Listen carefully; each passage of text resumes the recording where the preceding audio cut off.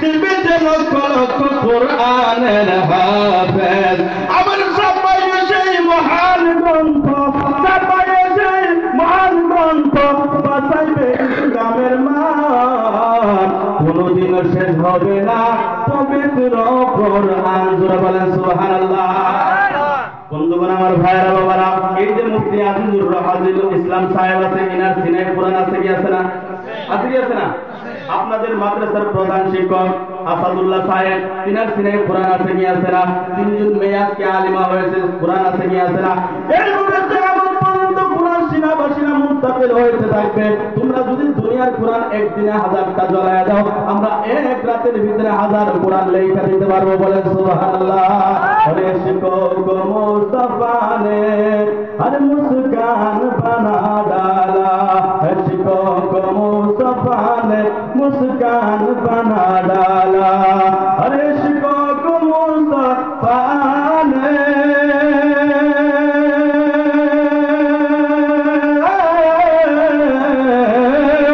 शिक्षक मुस्तफा ने मुस्कान बना डाला, मुस्कान बना डाला, मुश्किल को मुस्तफा ने आसान बना डाला।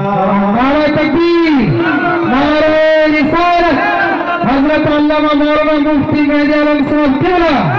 नारे तकबीर, नारे रिसालत। मुश्किल को मुस्तफा ने आसान बना डाला। और जालिमদের জন্য শের এই কবিতা দ্বারা কোরআন মিটাবার চায়। कुरान को ये दुनिया, कुरान को ये दुनिया अब कैसे मिटाएगी, कुरान को ये दुनिया अब कैसे मिटाएगी, कि कुरान को ये दुनिया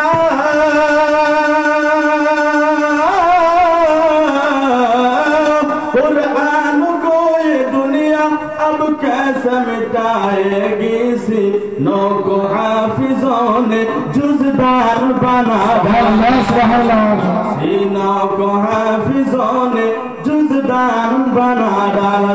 सुबहानाल्लाह। বন্ধুগণ আমার বলে যায়, এই মাদ্রাসার দিকে খেয়াল রাখবেন, ওই মাদ্রাসার দিকে খেয়াল রাখবেন। শুধু তাই নয়, এই জায়গার ভিতরে যত সুন্নি আহলে সুন্নাত ওয়াল জামাত মসলকে আলা হযরতপন্থী মাদ্রাসা আছে, সবগুলোর দিকে নজর রাখবেন। টাকা দিয়ে না পাইলে নিজের শ্রম দিয়ে রাখবেন। নিজে যদি আপনি টাকা না দিতে পারেন, সন্তান দিয়ে হলো মাদ্রাসাগুলোর খেয়াল রাখবেন, কেননা এদের জরিয়ে তো কোরআনের হেফাজত হবে। আর কোরআন যখন হেফাজত হবে, কোরআনের যে হেফাজত করবে আল্লাহ তাআলা তাদের হেফাজত করবে। সুবহানাল্লাহ। এই কোরআন এই টেবিলের সাথে লাগলে টেবিলের সম্মান বাড়ে কি বাড়ে না? একটা টেবিল আছে, কোরআন রাখছেন, রাখার পরে এমনি তো আমরা টেবিলের উপরে চড়তেও পারি, লাথিও মারতে পারি, অন্য কামের জন্য ব্যবহার করতে পারি। যেন মাত্র কার্ডের উপরে আপনি কোরআন শরীফটা রাখলেন, আর লাথি মারতে পারবেন? ঠ্যাং লাগাইতে পারবেন? পারবেন না। কি জন্য? আল্লাহর কোরআন আছে। তাহলে এই জায়গায় একটা কথা বুঝাইতে চাই, যদি কোরআন একটা কাঠের সাথে একটা টেবিলের সাথে লাগার কারণে টেবিলের যদি সম্মান বেড়ে যায়, কেউ যদি কোরআনের হাফিজ হয়, বলেন সেই ব্যক্তির সম্মান বাড়বে কি বাড়বে না? জোরে বলেন, বাড়বে কি বাড়বে না? যে দিলের ভিতরে কোরআন থাকবে, যে দিলের ভিতরে কোরআন থাকবে, কোরআনের আমল থাকবে, সেই দিন দুনিয়ার আগুন তো দূরের কথা, জাহান্নামের আগুনে পোড়াইতে পারবে না। বলেন সুবহানাল্লাহ। কোরআন যদি আপনি পড়তে না জানেন, যে পড়তে জানে তার কাছে বসে কোরআন শুনবেন, তার কাছে বসে কোরআন শুনবেন। কোরআনের মধ্যে আল্লাহ তাআলা চ্যালেঞ্জ দিয়ে দিয়েছেন, ওয়া ইন কুনতুম ফি রাইবিন মিম্মা নাযালনা আলা আবদিনা ফাতু বিসূরাতিন মিন মিসলিহি ওয়াদউ শুহাদাকুম মিন দুনিল্লাহি ইন কুনতুম সাদিকিন।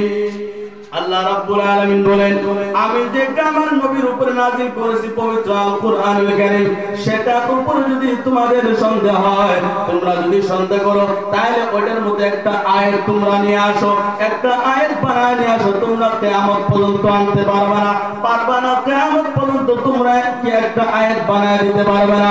আর যদি তোমরা না পাও, তোমাদের যত গুরু গণটা আছে, তোমাদের যত মাবুদে বাতিল আছে, তাদেরকে ডেকে নিয়ে আসো, একটা আয়াত নিয়ে আসো, তোমরা কিয়ামত পর্যন্ত পারবে না। বলেন সুবহানাল্লাহ। আমার ভাইরা বাবা আমার আজকে বড় ভাগ্য ভালো, এই যে তিনজন মেয়ে আলেমা হয়েছে,